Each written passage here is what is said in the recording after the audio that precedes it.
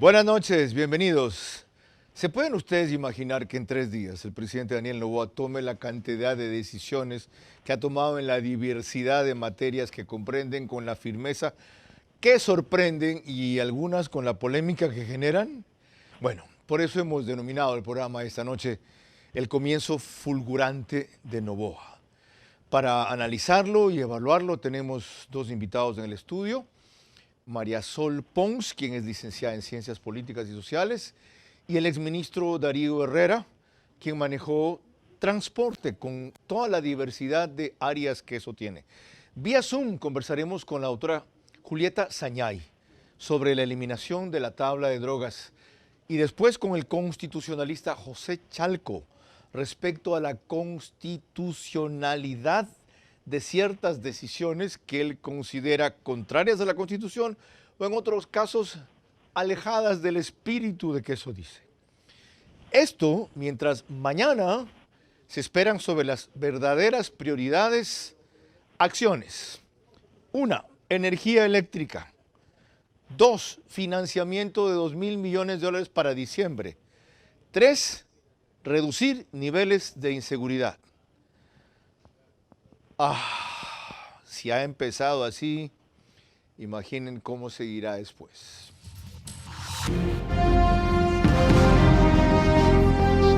Este es Vera a su manera. Un comunicador que desde 1975 ha sacudido la televisión con formatos y estilos polémicos, sin ocultar sus simpatías ni jactarse de objetividad, pues el periodismo de opinión siempre asume una posición. Bienvenidos a coincidir o discrepar con Vera a su manera. Opinión con propósito. Democracia.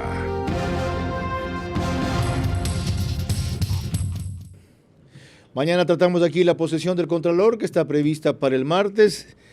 Estaba previsto para la semana pasada. Roberto Isurieta tuvo problemas de conexión aérea. Su predisposición de hacerlo el martes era válida. Ha tenido que suprimírsela porque el presidente no se mueve a Guayaquil.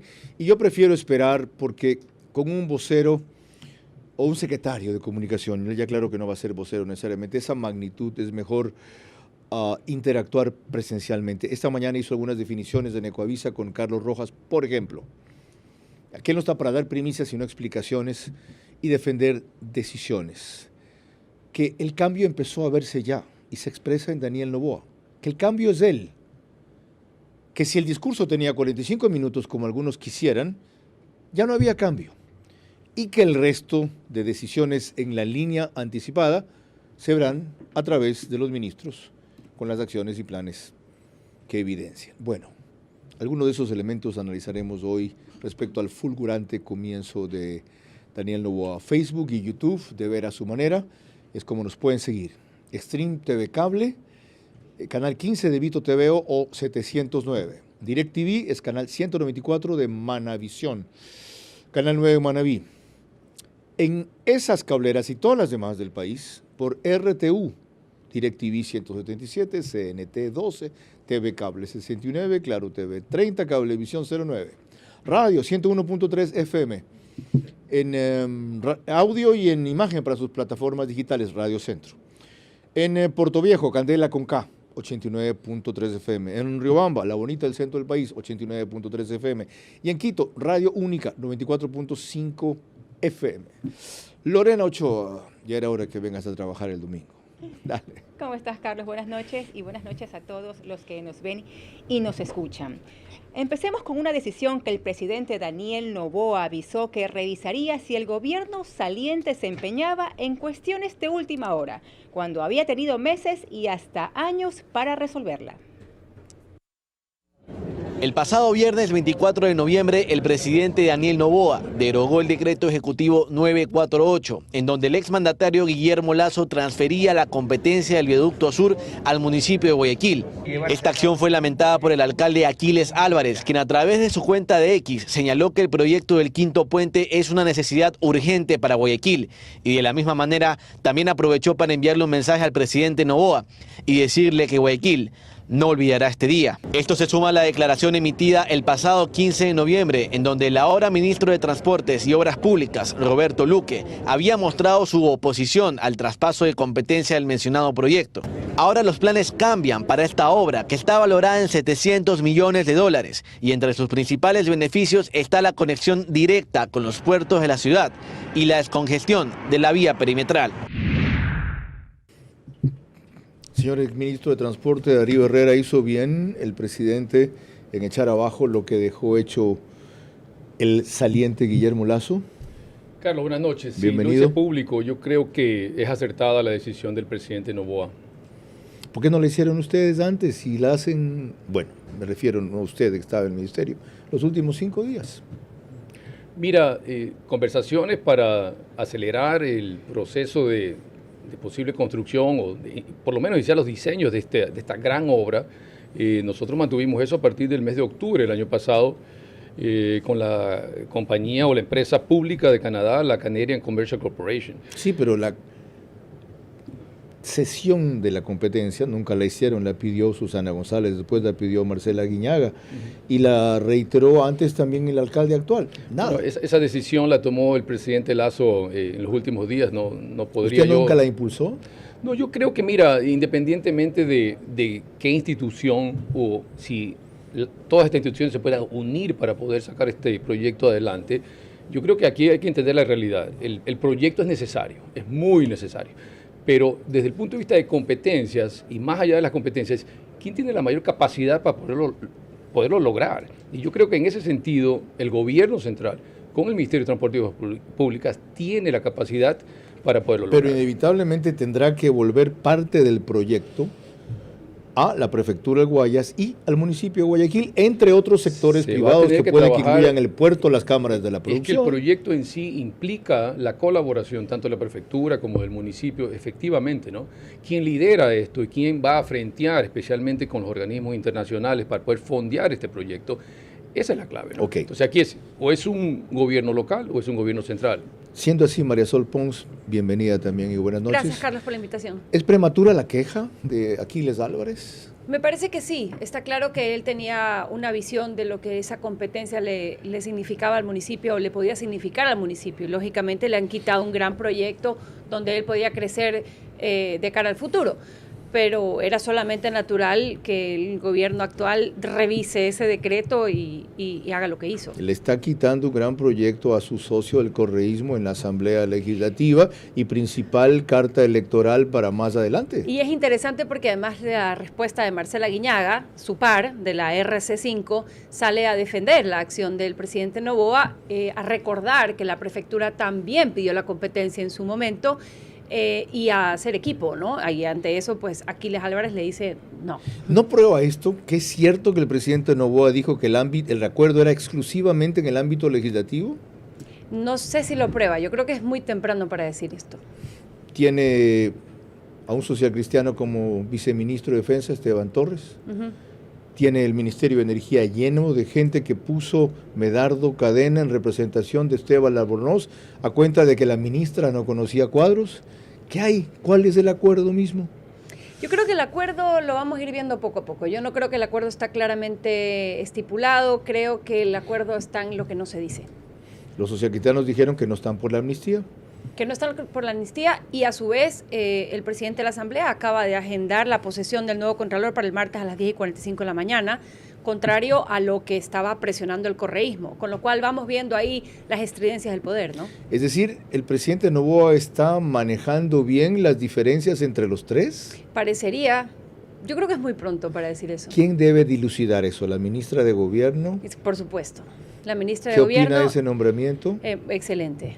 Es una ministra de gobierno. Bueno, todo el mundo hablaba de la barrera de que no era ecuatoriana, por tanto el primer paso fue lo que vemos. Me gusta el título de este programa, ¿no? Fulgurante, porque y va también con lo que conversábamos esta semana en otros programas contigo, Carlos, sobre la energía que presenta Daniel Noboa. A muchos molesta, a muchos incomoda, pero es una energía que se va sintiendo rápidamente. Inmediatamente la nacionalizó, inmediatamente la posesionó, pero es raro que no posesione todavía el ministro de Economía y Finanzas. Sí, como tampoco nominan a la de telecomunicaciones, que es la que falta. Bueno, hay pero ahí creo que fuimos muy rápido, sí. Sí, hay muchas cosas más claves de estos primeros 3 días que analizar. Pero antes, una cuestión adicional del tema que superamos. Cuando estuvo en la ceremonia del traslado de la competencia del quinto puente, el alcalde Aquiles Álvarez, con mucha solemnidad, reconoció la repercusión de esa obra. Viaducto Sur, quinto puente para Guayaquil, es una obra que lleva a Guayaquil al 2050, ese Guayaquil que queremos que trascienda, el Guayaquil que va a quedar para la historia, para nuestros hijos, para nuestras familias. Lo analizamos y a usted le pareció coherente que un GAT como Guayaquil, que tiene que trabajar de la mano con el nuevo ministro de Obras Públicas, con el nuevo gobierno, con Daule, con algunos cantones hermanos, lo lidere. Ya tenemos ministro de Telecomunicaciones, César Martín Moreno. ¿Lo conocen? No. ¿Lo conoces? Tampoco. No tengo más antecedentes, ojalá les pueda dar algunos elementos de juicio a lo largo del programa. Señor exministro de Transporte, el proceso de transición suyo con César Ron fue exitoso, pero él no siguió los lineamientos que usted le había recomendado. ¿Debería seguir el nuevo ministro de Obras Públicas los lineamientos que César Ron le recomiende? Mira, Carlos, yo creo que fue público en la transición. Yo dejé una hoja de ruta, la hice pública inclusive vía ex y con sendas comunicaciones al ministro Ron. Los últimos 6 meses, lamentablemente, muchas de esas obras han quedado ahí y la ejecución presupuestaria, sobre todo, ha sido muy lenta. Por eso, lenta y muy lenta, baja. Muy baja y tan baja que es honestamente la peor en los últimos 16 años. Entonces, ¿no queda listo el nuevo ministro Roberto Luque para seguir lo que habían comenzado en El Niño específicamente? Bueno, queda con un presupuesto que lo va a tener que prorrogar, que va a tener que hacer reprocesos para hacer ciertas obras plurianuales, es decir, lo que no se pudo terminar en este año va a tener que mandarlo para el 2024, ¿no? Y definir ciertas prioridades. ¿Queda con Puentes Bailey que se intentaron contratar 2 o 3 veces? No. ¿Para cuándo se podría hacer? Mira, los Puentes Bailey, yo dejé ese proceso listo para poder emitir la resolución de adjudicación para la primera semana de junio. Por eso le pregunto. Y hay un documento... Cambiaron el proceso espérate. Y luego volvieron al proceso anterior. Fue borra y va de nuevo, efectivamente. Fue borra y va de nuevo, efectivamente, Carlos. Tú tienes Pero eso toda la significa razón. que se viene el invierno y no tenemos puentes. No van a haber puentes. César Ron dijo que había encontrado 11 botados y que los iba a rehabilitar. Están algunos en muy mal estado, esa rehabilitación va a tomar tiempo. No habrán puentes Bailey para habrán diciembre. Algunos, no, pero no ese paquete de puentes Bailey. Y que serían fondos casi unos que 20. Pablo Arosemena dijo que han tramitado. En total, 800 millones de dólares, de los cuales cerca de 400 son para eso. Perdón un ratito. Este mito de los fondos, de que siempre es el MEF el que es una traba, a mí no me sucedió. ¿Ok? Acuérdate que cuando salió Marcelo Cabrera, dijo, el MEF no me da la plata, ¿no es cierto? Sí. Y después yo oí por ahí que el MEF no me da y que no hay plata. Yo nunca tuve ese problema. El problema fue falta de gestión. Nosotros ejecutamos el año pasado, tengo un recuerdo así muy breve, el año pasado encontré el ministerio en julio con un 20% de ejecución, ¿no? Y terminé con un 90% de ejecución, poniendo 316 millones de dólares de ejecución presupuestaria en el 2022. Bueno. Este año se va a ejecutar 120 millones, por eso un tercio. Por eso lo he invitado, porque al señor lo sacaron porque levantaba muchos frentes, no porque levantaba muchos fondos, en el otro sentido de levantar. ¿Ok? Y no es un caso que yo frecuentemente destaque aquí. Ahora sí, vamos al otro tema, Lorena. Sin embargo, lo que más polémica y atención ha concitado entre las primeras decisiones del jefe de Estado es la que ha tomado respecto a su vicepresidenta Verónica Abad. Mediante este decreto número 27, el presidente Daniel Noboa asigna como única función de Verónica Abad, vicepresidenta de la República, ser colaboradora para la paz y precautelar el escalamiento de la conflictividad entre Israel y Palestina, estableciendo que Abad esté físicamente en Tel Aviv, Israel. Y aunque el artículo 149 de la Constitución señala que la vicepresidenta deberá realizar las funciones que el presidente le asigne, expertos en la materia aseguran que Verónica Abad podría oponerse legítimamente a la decisión de Daniel Noboa. No hay ningún impedimento ni constitucional ni legal, para que Verónica Abad pueda oponerse legítimamente, incluso invocando el artículo 98 de la Constitución, que es el derecho a la resistencia. Bueno, su lectura, como dicen ahora, de esta decisión. Bueno, la lectura es un escarmiento, un conflicto del cual no sabemos mayores detalles, sino las declaraciones y las distancias clarísimas en campaña y posterior a la posesión y posterior al, digamos, al manejo poco tinoso de esta divergencia, por llamarla de alguna manera, de gobernanza entre presidencia y vicepresidencia. Un escarmiento que, desde el punto de vista de mucha gente que opina, está probando los límites entre lo legal y lo políticamente correcto, por decirlo así, pero que también juega mucho a esconderse dentro de esa misma debilidad. Es decir, ahí tenemos las respuestas de países como Rusia, China, Estados Unidos, Israel, de alguna manera felicitando. Yo no sé si eso es de felicitar o no, pero esperaba mucho la respuesta de la vicepresidenta con respecto de por qué a ella le parece inadecuado. Y cuando yo veo el mensaje de ella escondido en un concepto de género, pero no desde la institucionalidad de la vicepresidencia de la República y la función que ella debe respetar dentro de una fórmula democrática que ganó el poder, para mí su argumento se cae. A propósito de eso, entonces, demos paso a esto y retomamos lo que estábamos analizando, Lorena. La vicepresidenta Verónica Abad subió ayer en sus cuentas de redes sociales una intervención en la que vinculaba la decisión del presidente con la violencia hacia la mujer, incluso exagerado al decir que se la manda a la guerra. La violencia no es solo matar a otros. Hay violencia cuando usamos una palabra denigrante, cuando hacemos gestos para despreciar a otras personas, cuando con malas acciones intimidan a tus hijos y te obligan a callar las injusticias, cuando obedecemos por miedo, cuando abusando del poder te minimizan y te envían a morir a la guerra. Esta violencia deja cicatrices muy profundas, difíciles de sanar. Las mujeres somos paz, somos vida, somos justicia, somos valientes, somos fuertes. Podrán alejarnos, pero el eco de nuestra voz nos liberará.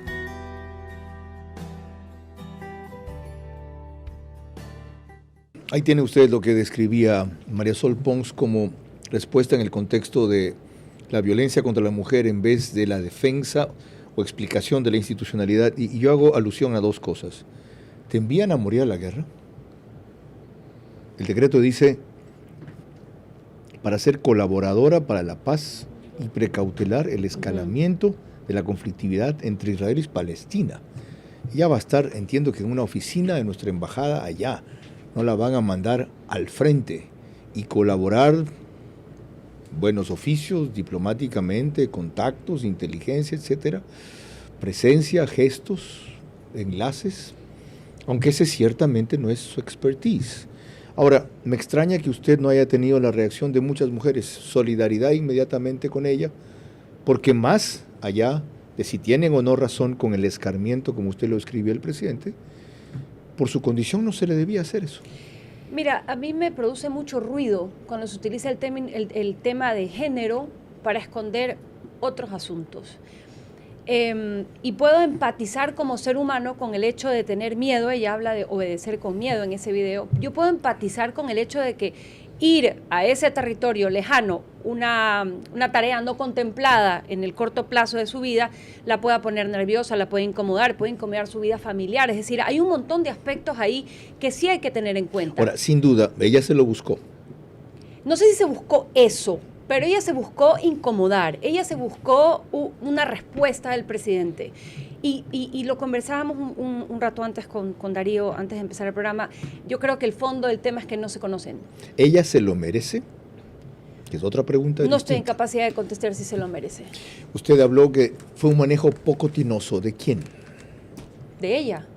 Ella tuvo un manejo poco tinoso al mostrarse de alguna manera caprichosa con respecto, y vuelvo al tema de la institucionalidad, la gobernabilidad, esos símbolos, eso que nos une como país, que muchas veces no nos gusta, por ejemplo, el tema de impuestos, pero tenemos que responder ante ello porque es una obligación ciudadana. Como vicepresidente ella debió enaltecer la posición a la que llegaba y no hacer una fiestita aparte en son populachero de irse al mercado y bailar aquí, decir aquí es donde tenemos que celebrar y aquí es donde tenemos que estar. El mensaje estaba claro. Dice Marisol que posiblemente no se conocen lo suficiente y hoy dice Fausto Ortiz en su artículo de Expreso, háganse amigos.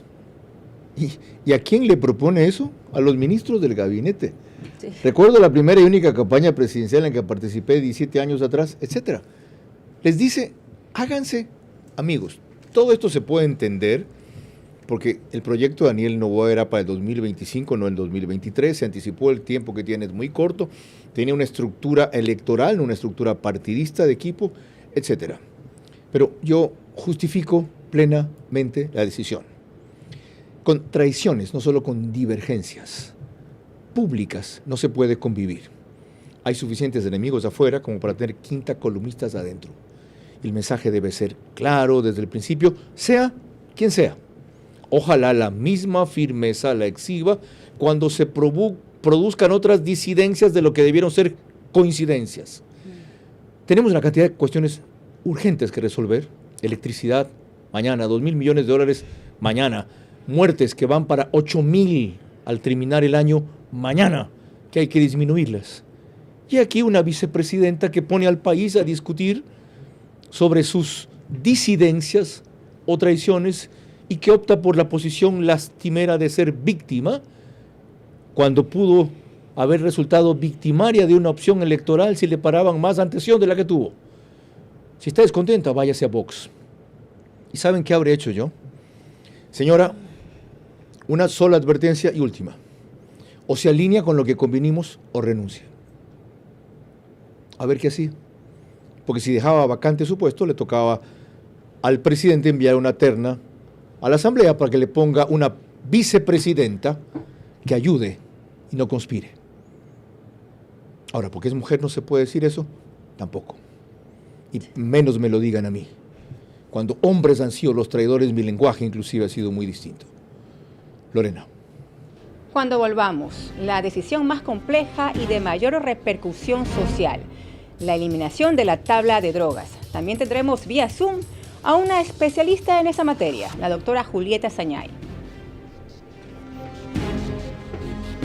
Un comienzo arrollador, no deja dudas de la firmeza y sentido de urgencia, pero tiene además que concentrarse en las prioridades: seguridad, electricidad y 2.000 millones de dólares para diciembre. Vera a su manera, crítico e independiente. El país no aguanta más, ni estamos para aguantar a nadie más que venga aquí con odio, revancha, demagogia, venganza, en vez de propuestas prácticas para después de año y medio simplemente estar un poco mejor. Y de allí seguramente pensar en 4 que nos permitan despegar. Hay tanto que decir en tan poco tiempo, debíamos haber hecho emisión especial de 1h30. La próxima, gracias por su extraordinario seguimiento y enorme insatisfacción. Por favor, solo tenemos 1 hora, ¿ok? Y tendremos más días. Mañana, aquí tratamos la posesión del Contralor, que debe verificarse el martes. El reprise del programa es por OnePlus, Canal 14. El mismo número en las 3 cableras que lo reproducen, Extreme TV Cable, CNT, Claro TV. Apenas termina el periódico digital Ecuador en Vivo, lo sube a su portal de noticias y portada principal. Y en Estados Unidos, en simultáneo, nos reproduce Macro Digital. Muchas de las preguntas son también de allá, sobre migrantes, sobre... paciencia. ¿Ya? Ya hemos tratado solo 2 o 3 temas de los 7 previstos para hoy. Lorena. Rompiendo un papel en varios pedazos, el presidente Daniel Noboa cumplió otra de sus promesas electorales a rajatabla: eliminar la tabla de drogas.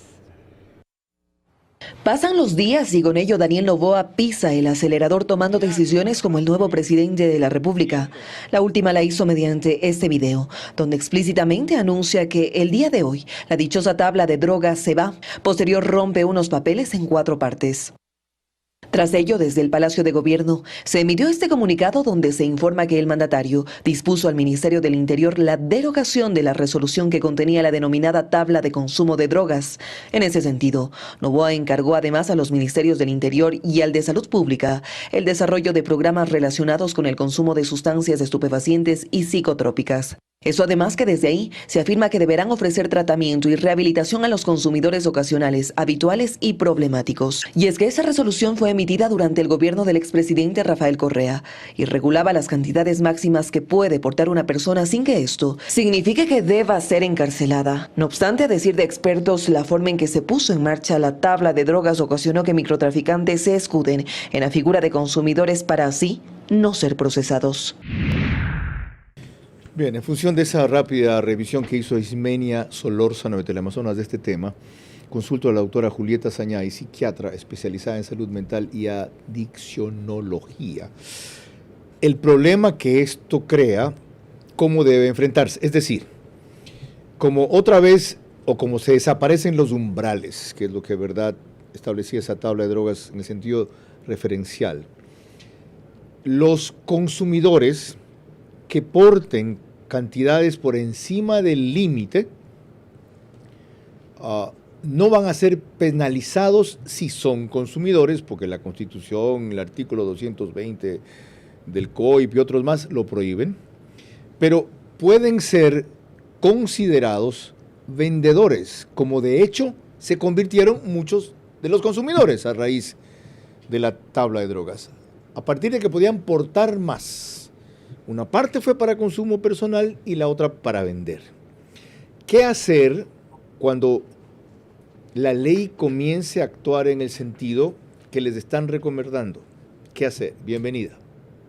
Muy buenas noches, Carlos. Gracias. Sí, aclarando que jamás estaría de acuerdo en que se encarcele una enfermedad. Por eso los jueces deben no solo valerse por una tabla que no es un instrumento de diagnóstico, debe realizarse un peritaje forense y la evaluación debe ser completamente individual según el caso. Por ejemplo, hay pacientes muy crónicos que, por ejemplo, 20 gramos de marihuana a veces no les es suficiente cuando están en un estado compulsivo. Lo mismo con la H, ¿no? Hablábamos el otro día que la tabla dice heroína y lo que los chicos consumen es H que contiene cal, cemento. Hay que ver cuánto porcentaje de heroína están consumiendo. Entonces, estos cambios obligan al Estado a cambiar las estrategias de tratamiento que hasta la vez han sido negligentes. Ojalá que el ministro de Salud imponga una medida para que los hospitales públicos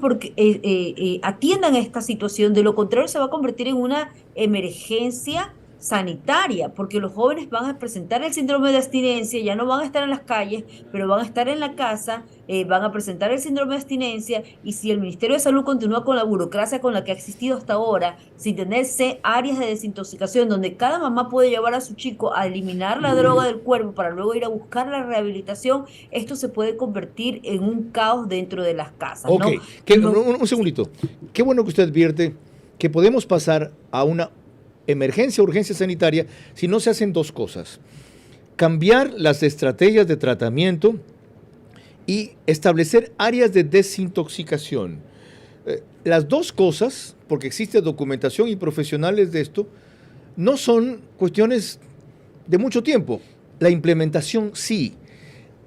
Como primera medida, se debería habilitar áreas en los hospitales públicos que a veces hay suficientes. Recuerden que muchas que se ubicaron para COVID no se usan, aunque han sido asignadas a otras tareas, en donde empiece esta atención a quienes estén en un estado como el que acaba de describir, y de allí, etapas, ir implementando lo demás. Así es, Carlos, pero ya no con la burocracia con la que se atiende ahora. Así Imagínate que muchos pacientes, muchas embarazadas, acuden solas, les piden cédula, la cédula no la tiene porque es lo primero que empeñan por $3, le piden familiar. ¿Qué hay de los pacientes que andan deambulando por las calles sin representantes, sin familia, que a veces son de otras provincias que están aquí en las calles de Guayaquil reciclando? Les piden que venga una cita después de 2 semanas, es decir, síguete drogando en 2 semanas. Ya esto debe terminar. Lamentablemente a los médicos no nos forman en la universidad para tratar este tipo de situaciones, para tratar las adicciones. Sin embargo, creo que el médico general está preparado, los hospitales están preparados, áreas vacías, como cualquier otra especialidad, neumología, cardiología, para atender una emergencia de este tipo, que tomará más o menos 1 semana el proceso de la desintoxicación para que luego el paciente pase a una rehabilitación que ya sea que la pueda buscar con el Estado o la pueda hacer privada. Colombia, cuando hizo esta reforma a la despenalización del consumo mínimo, preparó las comunidades terapéuticas que son pagadas por el Estado por 6 meses, las comunidades, o sea, se preparó para esto y a la vez jurídicamente le dio a los jueces herramientas porque también aquí puede quedar un vacío, no es mi especialidad, no puede quedar un vacío. ¿Qué pasa ahorita? Mira, el traficante sabe, no se expone. El traficante sabe que al chico lo haces dependiente a la 3ª, 6ª dosis, dependiente físico. Este chico, a los 10, 12 años, luego va a necesitar la droga, no tiene dinero, correcto, ya no sabe quién robarle. Entonces lo manda a vender una cápsula que vale $80. Este joven la corta, la mezcla con otras cosas, asegura su dosis personal y se pone a vender al menudeo a sus demás compañeros de los otros cursos. Entonces, ¿cuándo se expuso el traficante? Nunca se expuso. Al que metieron preso es al adicto. Las cárceles están llenas de adictos, de pacientes míos que se puedo comprobar y que allí a la larga se han vuelto convertidos en nuevos sociópatas. Gracias. Está claro lo que se puede venir. Muy amable. Conozco el documento de Colombia. Es un referente para el Ministerio de Salud. Dijo que desde mañana se iba a pronunciar. María Sol, ¿pero por qué traigo este caso a colación? No solo por la importancia particular del tema, sino porque, por lo que vemos, el presidente va en la línea de cumplir sus promesas a rajatabla, ¿ya? Y algunas, a juicio de otros, deberían ser revisadas. Por ejemplo, él dijo que no iba a subir impuestos, y hay quienes sugieren que el ISD lo debe restablecer en 5% y no seguirlo bajando progresivamente como hizo Guillermo Lasso a 2.5%. Y como esa otra serie de cosas. El presidente, una vez que ha encontrado un país en soletas, porque está peor de lo que ustedes se puedan imaginar y mañana ya van a ver algunos informes, ¿debe seguir manteniendo esas promesas electorales? Sin duda tiene que mantener sus promesas electorales para ir aumentando un capital político, especialmente si es que tiene intención de ir a la consulta popular. Y como ya lo ha establecido, digamos que tiene la intención de hacerlo. Tiene que hacerlo rápido, correcto. Y ante eso tiene que crecer la mayor cantidad que pueda en números positivos de cara a la consulta. Tiene que mostrar que lo que dice se hace, como lo ha hecho con la tabla, el video, la forma en que lo comunica es extraordinario. Sí. Es extraordinario porque lo hace, apela a todo el mundo, sí, a la gran mayoría que quería que eso suceda antes de ayer. Él rompe la tabla, Correa rompía los periódicos. Yo recordé eso, fíjense la diferencia. Pero son dos simbolismos importantísimos. Exactamente. Importantísimos. ¿Qué rompo yo? Lo malo. El otro rompe lo libre. Eso que hace que los chicos estén amarrados a una cama y en fin. Entonces, también, una vez que hablamos de la consulta popular, también vamos a hablar del 2025. Y como él ha dicho que quiere ir a la elección de 2025, si no cumple con este ritmo y si nos va a acostumbrar a resultados rápidos, cada vez el público va a querer más y más. En la misma línea, señor exministro, ¿qué otras cosas debe hacer urgente y rápido, aparte de estas puntuales que analizamos del niño? Ustedes que manejaban, usted que manejó puertos, aeropuertos, aviación civil, ¿qué no depende del MINTOP? ¿Qué más debe hacer rápido y bien? Yo creo, Carlos, que tiene que prepararse, especialmente el nuevo ministro, a las emergencias del invierno y a las emergencias que van a provocarse debido al fenómeno del Niño. Dejemos del Niño, hablemos del resto de áreas. Bueno, por ejemplo, había un acuerdo con Corea del Sur que querían impulsar y está en veremos. Sí, perfecto, pero eso es mediano y largo plazo. Yo me voy por ¿Qué era lo de Corea del Sur? ¿Qué era? La autopista Guayaquil-Quito, Guayaquil-Cuenca para el inicio de los estudios de prefactibilidad. En eso yo opino de que se debe buscar esos aliados institucionales de países amigos. Por ejemplo, ¿qué quería poner Corea del Sur ahí? El inicio de los estudios de prefactibilidad de ambas vías. ¿Y ellos tenían financiamiento después? Con mira a prefactibilidad, factibilidad, la estructuración del financiamiento, la construcción, operación y mantenimiento. Así es. ¿Una obra de cuánto? 1.200 millones ambas, o sea, lo dirá el estudio. ¿Y ¿no? de cuánto tiempo el Entonces, estudio?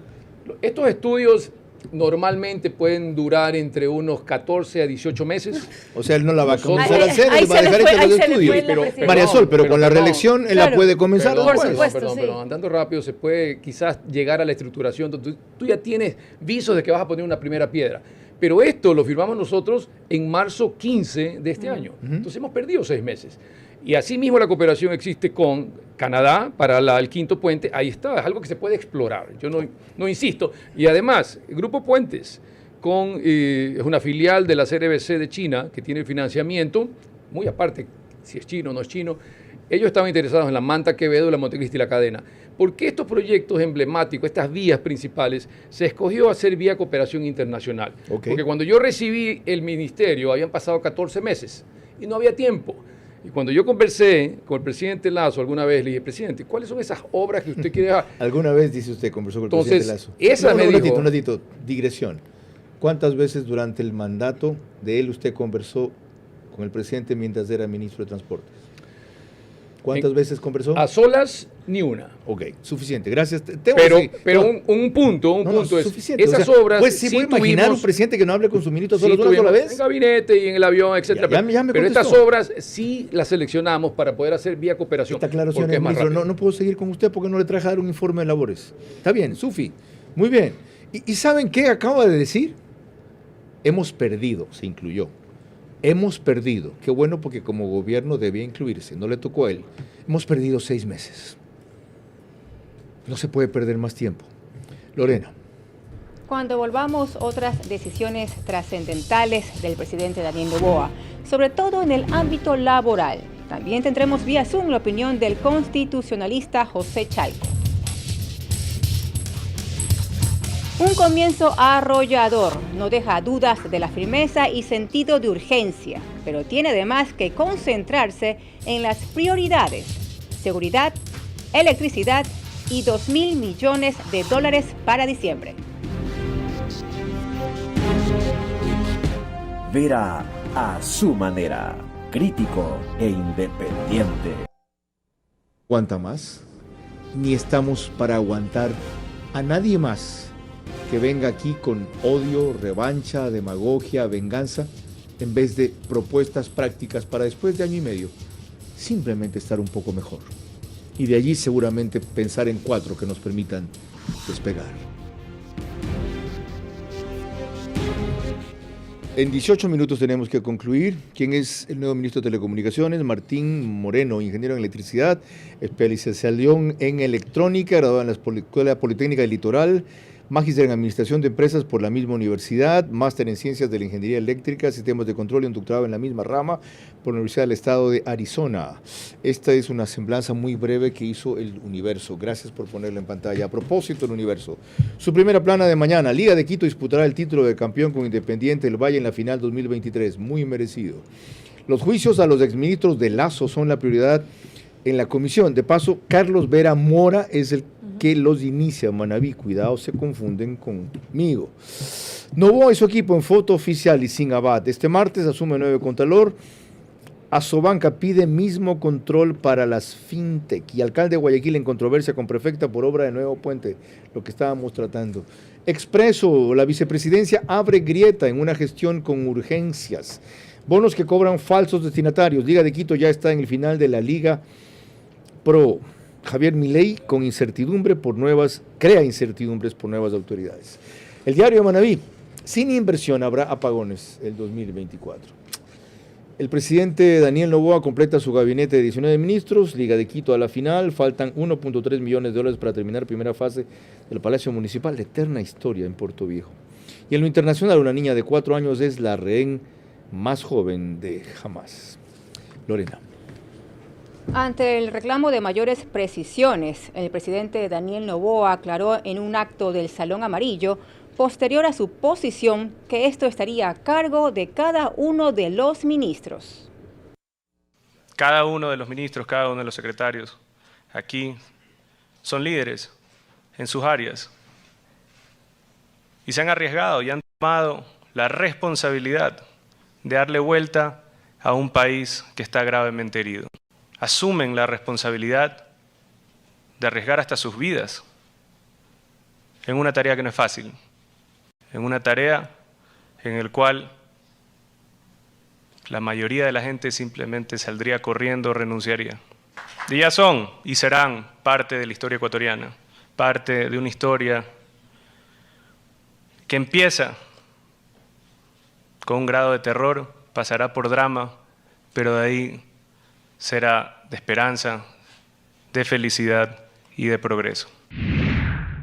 No hemos tratado todavía algunos decretos sobre el tema laboral que echó abajo también el presidente Noboa a través de su ministra, porque el ministro Donoso los lanzó a última hora, se evitó su publicación en el registro oficial. José Chalco, en un artículo de ayer en el Mercurio de Cuenca denominado Urgentito, dice que con ese carácter, urgentito, el gobierno debe leer la Constitución porque no la están interpretando bien o no la entienden o no la conocen, tanto en el estado de excepción para enviar 2 decretos de emergencia económica al mismo tiempo a la Asamblea, como en la decisión sobre la vicepresidenta. Explíquenos ambas cosas y por qué usted considera que no están aplicando de la Constitución y si eso equivale a que estén violando la Constitución. Bienvenido. Buenas noches, apreciado Carlos, y a quienes están en estudio. Siempre es un honor estar con usted. Lo primero, el presidente de la República ha anunciado de que enviará distintos proyectos de ley calificados como urgentes económicos al tratamiento de la Asamblea. El presidente, de conformidad con la Constitución, puede enviar estos 1 por mes, salvo de que en el Estado exista la declaratoria previa de un estado de excepción que le permite romper esta condición. Es decir, podría enviar más de 1 por mes. El presidente ha dicho que para enviar más de 1 por mes, decretará un estado de excepción. Y eso es un error. Los estados de excepción no se decretan de conformidad con la Constitución, no se decretan para enviar proyectos de ley a la Asamblea. Se decretan porque existan condiciones excepcionales de una grave conmoción interna, de un peligro público, de un desastre natural, de una lógica de guerra en el Estado. Y solo entonces se decreta el estado de excepción. Es decir, no es que el estado de excepción se decreta para enviar decretos leyes. Doctor, perdón, un ratito. No, disculpe. ¿Quiere usted más condiciones excepcionales que las que vivimos ahora? No me haga que se las describa. 170 millones de dólares en la caja fiscal, vamos rumbo a 7.400 muertos hacia fines del año, apagones mañana, no hay generación eléctrica para solo describir. Acabamos de ver que no están listos para el Niño, los puentes Bailey llegan en marzo, los 11 actuales que hay no se los pueden reparar. ¿Sigo? Usted es el mejor asesor del presidente electo. Eso tiene que decir el presidente. No que el estado de excepción es para mandar decretos ley. Ese es el error. Ok, ¿está mal hecho entonces? Justificar. ¿El decreto está mal hecho? La Corte Constitucional rechazaría. Ok, la otra. ¿Por qué dice usted que a Verónica Abad no la pueden mandar a Israel si ella está para que le delegue lo que el presidente considere que es apropiado? Carlos, eso es una simulación y un fraude constitucional, y permítame explicarle por qué. Esto no se trata de que en el país que tiene mayores desafíos y urgencias, una riña con la vicepresidenta sea el centro. No va por ahí. Lo que pasa es que en el Estado, usted tiene que comprender que la Constitución lo que busca, la Constitución lo que pretende, es que la vicepresidenta reemplace, sustituya al presidente de la República en caso de ausencia y cumpla las funciones que a ésta le corresponden constitucionalmente luego de la delegación de 149 de la Constitución. Si usted le envía a la vicepresidenta lejos del territorio ecuatoriano, ¿cómo va a cumplir el sentido de la existencia de una vicepresidenta? No es una embajadora. No es que se ha designado o se ha elegido una embajadora para la paz. Carlos, yo veo que todos están felices con la foto del gabinete publicada en la página web de la presidencia el día de hoy. ¿Leyeron ya el ERJAFE? El artículo 18 del ERJAFE, donde dice expresamente que el gabinete ministerial se integra con la vicepresidenta de la República. Este no es un tema de riñas o no riñas, o de simpatías o antipatías. Si es que hay algo en contra de la vicepresidenta, denúnciela. pongan la denuncia en la fiscalía, hagan públicos los hechos, pero no se burlen del Estado con la Constitución y repasen lo que dicen las leyes y la Muy amable, Constitución. doctor Chalco, hasta ahí tengo que llegar. Y cumplo con emitir un criterio completamente al mío, pero esa es parte de la política del programa. Ahora, cerremos con un balance general de ese comienzo fulgurante. Darío Herrera, ¿cómo lo evaluaría usted más allá de los puntos que hemos tratado y de los muchos que se nos quedan fuera? A mí me gusta, Carlos, el estilo, me parece un cambio positivo. Yo creo que debe continuar así, sus ministros deben continuar así. Es lo que se necesita especialmente en un ministerio como el de Transporte y Obras Públicas y también el de Vivienda. Yo creo que ambas personas que están liderando esos dos ministerios son personas muy capaces y yo creo que si mantienen esa línea van a hacer grandes cosas. De paso, esos dos son de los mejores, ¿eh? Transporte, Roberto Luque, y Vivienda, Humberto Plaza, es verdad. Coro Plaza le dicen. ¿Tu opinión? Creo que no debe abusar de los mecanismos o las posibilidades de irse hacia los límites de la legalidad y lo correcto. Esta acción, esta movida con la vicepresidencia incomoda a muchas personas, sobre todo deja muchas preguntas más que respuestas. Y creo que más bien el camino de Noboa, del fortalecimiento del presidente Noboa, va por dar certezas, por dar acción y por generar la percepción de un gobierno fuerte, bien sea con un pacto que los círculos rojos critican o no, pero esa percepción de fortaleza, de estar en control, de tener una dirección y sobre todo de ir dando resultados a corto plazo. Espero que esto que María Sol reclama o demanda, o plantea o pide, como sea más apropiado considerarlo, lo pueda responder en esta semana a Mónica Palencia, ministra de Gobierno, quien ha dicho que a partir de noviembre 27 hablará. Eso es mañana, ¿no? Hoy es 26. Sí. Ok. Mañana, lunes 27. Ok. Estoy medio perdido en las fechas.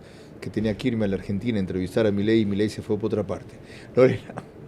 Cuando volvamos, mis preguntas para nuestros invitados de esta noche que deben ser respondidas únicamente en términos de sí o no. Sus reflexiones finales y el comentario de nuestro director, Carlos Vera. Un comienzo arrollador, no deja dudas de la firmeza y sentido de urgencia, pero tiene además que concentrarse en las prioridades: seguridad, electricidad y $2.000 millones para diciembre. Vera a su manera, crítico e independiente. El país no aguanta más, ni estamos para aguantar a nadie más que venga aquí con odio, revancha, demagogia, venganza, en vez de propuestas prácticas para después de año y medio, simplemente estar un poco mejor. Y de allí seguramente pensar en 4 que nos permitan despegar. Tiempo de concluir, gracias por su extraordinario seguimiento. No se olviden que mañana tratamos aquí la posesión del Contralor convocada por Henry Kronfle para las 16:30 el próximo martes. El rito final es siempre de nuestras presentadoras. Lorena Ochoa.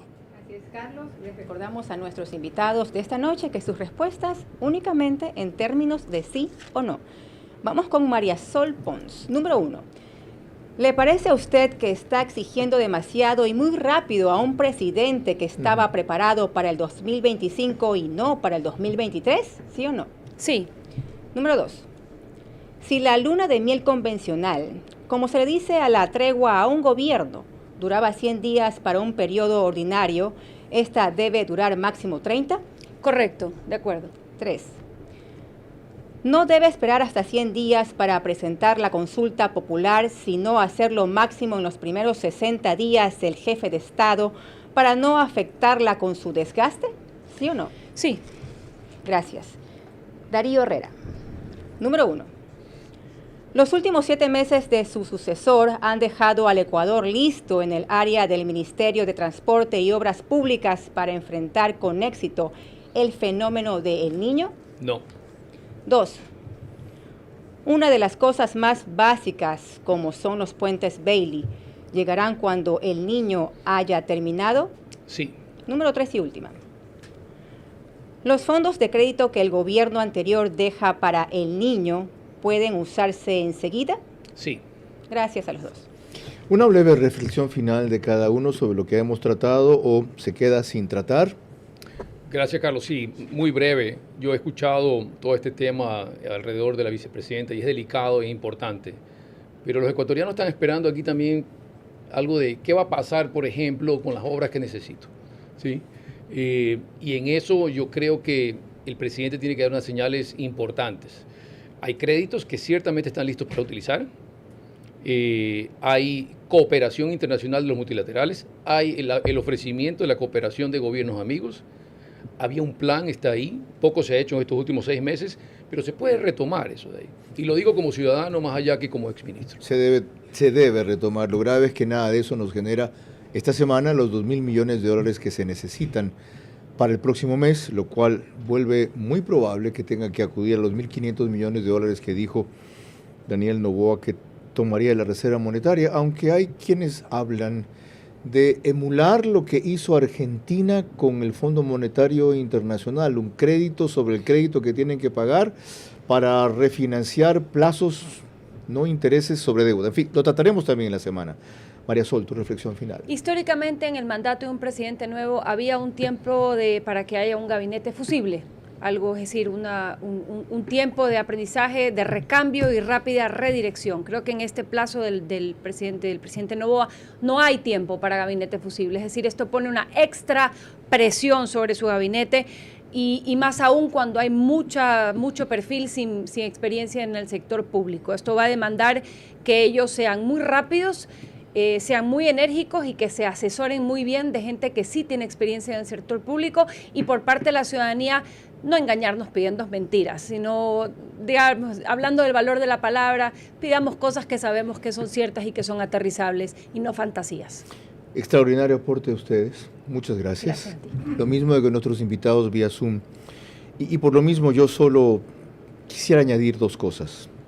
A propósito de esta última reflexión, es urgente que se haga un balance de juventud con experiencia, así como nos enorgullece ver personas de 26, 27 años, otras de 30, que en ese caso me refiero a la ministra de la Mujer, tiene una gran solvencia técnica y profesional. Es vital que se complementen con la experiencia de quienes o han pasado antes por la función pública o tienen especialidad en administración pública para que el ímpetu de la juventud genere resultados con consistencia. Y lo segundo, es vital que se tenga solvencia en el sentido político y para eso la persona escogida en el Ministerio de Gobierno parece la adecuada, siempre y cuando no quiera tomar también Ministerio del Interior, ponga a alguien apropiado y afín con quien se pueda complementar y comunique al país las certezas que nos faltan ahora. Por último, esto pasa por una política de comunicación nueva que ya ha esbozado en algo Roberto Izurieta. Es evidente que estamos ante un cambio y hasta ahora parece ir en la línea de urgencia y de equilibrio que se necesita. Hasta ahora. Como también decía María Sol Pons, en muchos casos es muy pronto para llegar a conclusiones, pero se han generado muchas expectativas. No las defrauden. Parte de eso es una comunicación adecuada porque ya no estamos en campaña. Ya no es solamente al 65% de la población joven que hay que comunicarle, sino al 100% de la población, aunque no sea necesariamente por medios convencionales. Es un buen comienzo, pero es muy pronto para batir palmas. Lorena. Mañana en vivo a las 22 horas trataremos aquí la posesión del nuevo Contralor General de la Nación, para lo cual el presidente de la Asamblea lo ha puesto en el orden del día. Hasta entonces, que tengan un excelente inicio de semana. Buenas noches.